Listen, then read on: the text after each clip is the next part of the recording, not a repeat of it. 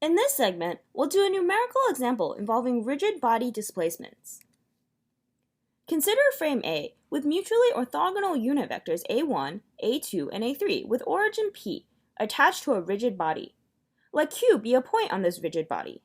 As we've seen in lecture, the position vector PQ can be written as a linear combination of a1, a2, and a3 using components q1, q2, and q3.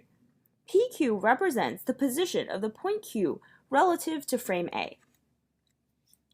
Suppose the body undergoes a rigid body displacement G. Let frame B represent frame A after the rigid body displacement, with mutually orthogonal unit vectors B1, B2, and B3 and origin P'. The point Q after the rigid body displacement is denoted Q'. Again, as we have seen in lecture, the position vector P'Q' can be written as a linear combination of B1, B2, and B3 using the same components Q1, Q2, and Q3. Here, P'Q' is the position of the displaced point Q' relative to the displaced frame B. Finally, consider the vector PQ'. This vector gives us the position of the displaced point Q' relative to frame A. To find the rotation matrix R, we need to find the relationship between Q1, Q2, Q3, and Q1', Q2', and Q3'. In lecture, we only looked at rigid body transformations that involve rotations. However, in this example, you'll notice that there is a displacement between frame A and frame B as well. As a result, Q1, Q2, and Q3 will be related to Q1', Q2', Q3' through a rotation matrix and an additional displacement component.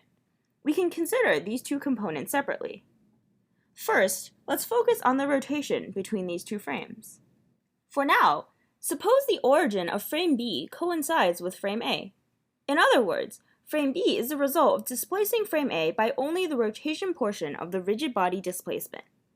Again, PQ is the position of Q in frame A.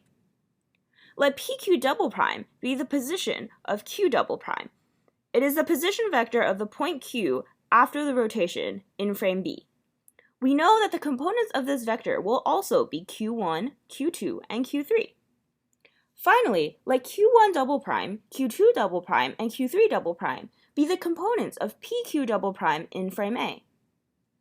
If we can relate Q1', Q2', Q3' to Q1, Q2, and Q3, we have our rotation matrix R. To find this relationship, we first find the relationship between A1, A2, A3, and B1, B2, B3.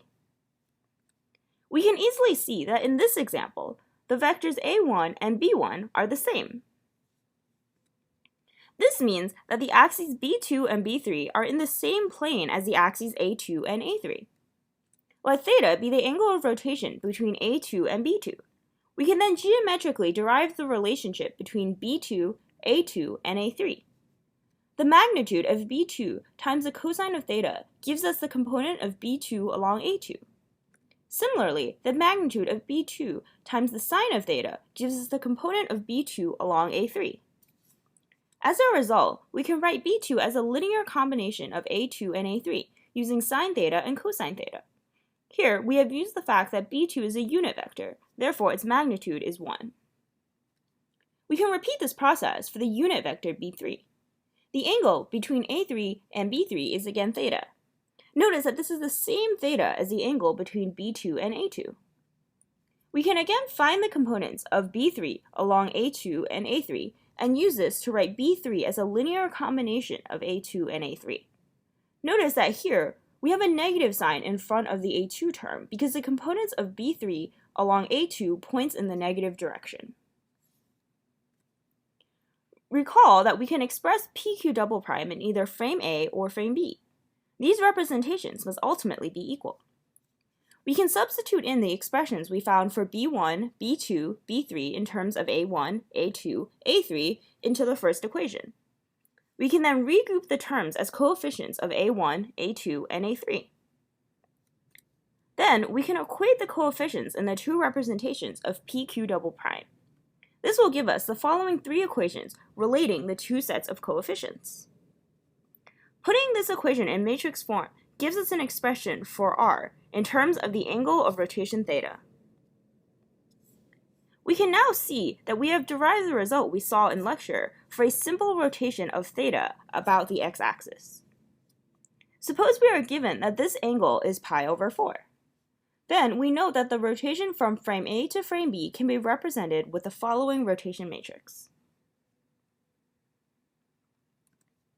Recall that rigid body displacements can include a translation as well. The translation between frame A and frame B can be represented by a single vector d, which is the position vector from the origin of frame A to the origin of frame B, expressed as a linear combination of a1, a2, a3. Suppose we are given that this vector is d equals 1a1 minus 3a2 plus 1a3. We can then characterize the rigid body displacement g using the rotation matrix R we previously derived and this translation vector d. Now consider again the vector pq prime. If we know the vector pq and the rigid body transformation defined by R and d, we can solve for pq prime using the following equation.